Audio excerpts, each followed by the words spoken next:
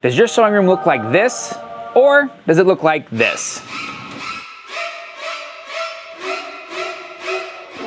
So often when I'm talking to people here in the shop about sewing and about the hobby of doing quilting or sewing or garment making, when someone isn't a full-on dedicated, have a space for it type person, I always hear the same complaints and I always hear, man, I'd really like to sew more, but my machine's not set up, and they kind of go through all of the steps of why they can't do it. Now, my advice to everyone is always the same.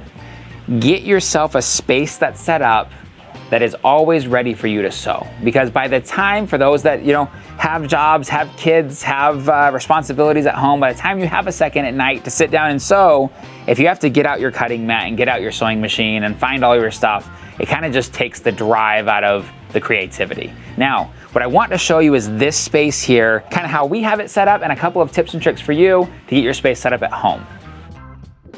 Now, organization is key when it comes to being able to sit down and sew. There are a few things that you need to be able to always have your space ready. One, obviously, is your sewing machine, okay? I understand that not everybody has a spot they can put their sewing machine all the time, but if you don't have a dedicated space, leave your machine set up, threaded with your power cord, so you can just pull it out of the bin, bucket, closet that it's in and set it down on the table to be able to start sewing, okay? First and foremost is the machine. Second, you need your cutting space. Cutting and ironing kind of go hand in hand. If you have a pop-up ironing board, great. If you have a tabletop one that you set down, also great.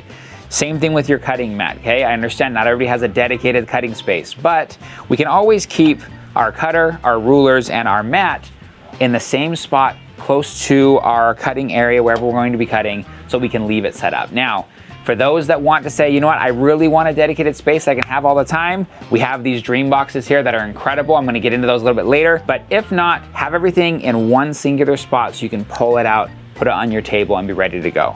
Now, with that too is your notions. The most frustrating thing ever is when you go to start sewing and you can't find your wonder clips, you can't find your pins, you can't find your marking, your pen, your friction pen, whatever it is. You want to get into the creativity, you finally have a second, and then it's like, well, I can't find any of the stuff that I need. Get yourself a singular little bucket, put everything in it. Your rulers, your cutters, your mat, your pins, your marking devices. That way they're all there with your sewing machine, so when you are ready to sew, you pull it out and you start. Along that same line, along with the organization, if you have a spot like this or a spot in your closet, get yourself some nice little bins, okay? These bins are fantastic to be able to organize your things. Now, we've done lots of different videos on organization, on doing it by color, by doing it by brand, doing it by project. Whatever works for you can work in your space. But what you need to do is make sure that you actually have a dedicated spot for it and you've got yourself set up with your organization. Let's say I don't have a project that I'm currently working on. I'm coming here for a little inspiration. I'm gonna come over here, I'm gonna sit down, I'm gonna look at my stash, and I'm gonna say, okay, I have layer cakes up here. You know what, I have half yard cuts right here. Maybe I wanna do a little bit of crocheting or knitting, like that one right there.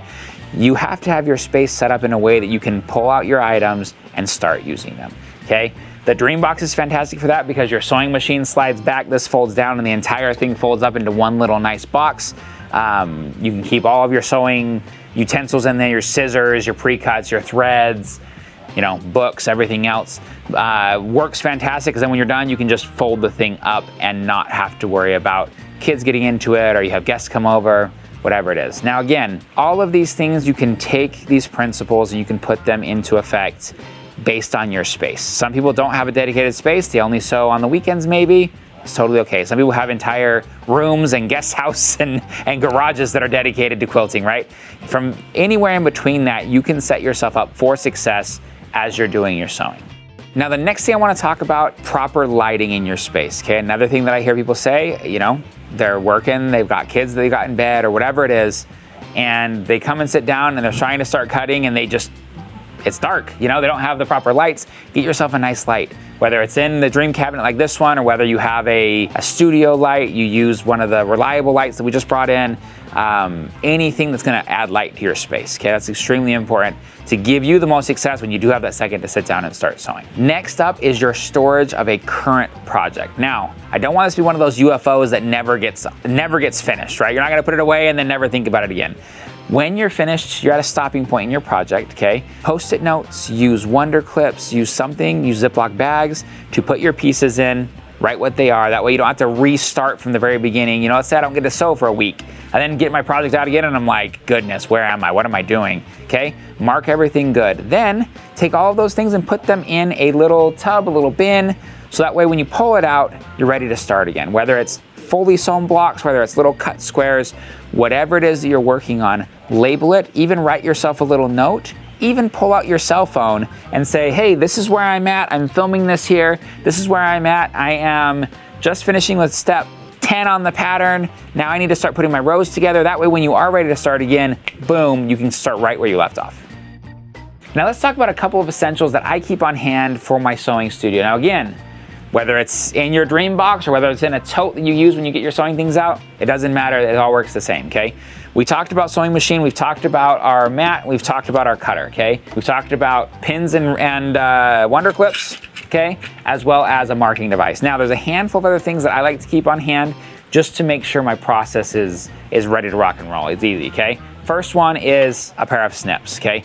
Any kind of pair of snips that you have that are your just quick and easy cutters, okay? Whether you're, you know, chain piecing and cutting your blocks, whatever it is. A little pair of snips goes a long way. Also, a regular pair of scissors, okay? Invest in a pair of scissors that you can use, that you enjoy using. I know that sounds weird, but that you enjoy using.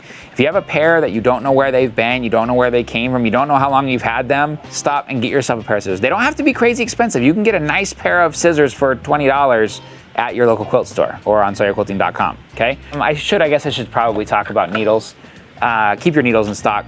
This is the best thing that you can do to make sure that your sewing machine is staying well maintained, okay? More often than not, we've done tons of videos about this. More often than not, when a machine comes in, somebody's using an old needle and caused a problem in their machine, okay? So your needles are important. Now, there are a handful of things that are optional things to keep on hand, depending on your style of quilting, your style of sewing.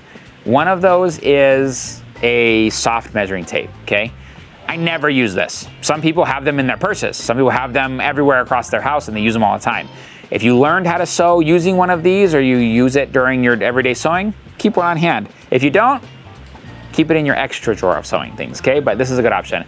A definite one for a lot of you out there, not me, a seam ripper. I'm just kidding, okay? A seam ripper, you need to make sure you have a seam ripper on hand. Everybody makes mistakes, you need one that you can use. And guys, seam rippers are inexpensive. They go dull eventually, okay? Get a new one. Get one that's sharp, save yourself the headache, okay? Those are the beginning essentials, okay? We've got scissors, we've got our cutting devices, our marking devices. There's other things that you can keep on hand if you have a dedicated space like this. If you don't, I would just keep them like in a Ziploc bag inside of your tote, okay? Things like freight check, glue stick. When you're working on a special project, you need to hold something together. A little pin cushion, okay? Some of these things are things that we don't use all the time. And if you don't have them clog up your sewing space. If you obviously have a dedicated space for something like this, great. But if you don't, put them in a bucket. Put them in a little tote inside of your tote, okay? That way you're ready to rock and roll. Now, let me turn my body over this way. Now, you gotta have a starch of some kind, okay? If you're not sewing with a starch or a basting spray, or not a basting spray, excuse me, flatter, best press, crafting and quilting spray, try it. You'll love it, okay? Keep one of these on hand. This is like my go-to all the time, having something on hand to be able to do your starching. And last but not least, I would probably just say a little thread setup. You can see here on the pegboard, I've got threads up here on the pegboard. It can be in a Ziploc bag. It can be in the tote. It can be in everybody sells little like thread organizers. Whatever way is gonna make it where it's easy for you to get out and start sewing, that's the way you should do it. Again, leave your machine threaded. Just leave that thread right there on the sewing machine. Leave your bobbin full. At the end of the night, when you're finishing, you need to pack up, wind yourself a bobbin. Make it easy for the next time you're sitting down to just boom, sit down and start sewing. So those are a few essentials that I keep on hand all the time so that when I am ready to start sewing, I can sit down and off to the races. I hear a lot of excuses, I'm gonna call them excuses, when people come in and say why they're not sewing. And a lot of it has to do with, I just don't have the space, or I don't have the time, or I don't have, whatever it is. The space can work for you. The time can work for you if you set yourself up properly. You don't have to have a dream box, even though they're awesome, get one. If you just get yourself one little tote that you can make sure your current project and your sewing machine and things are in, you'll be ready to start sewing whenever it is that you have that second.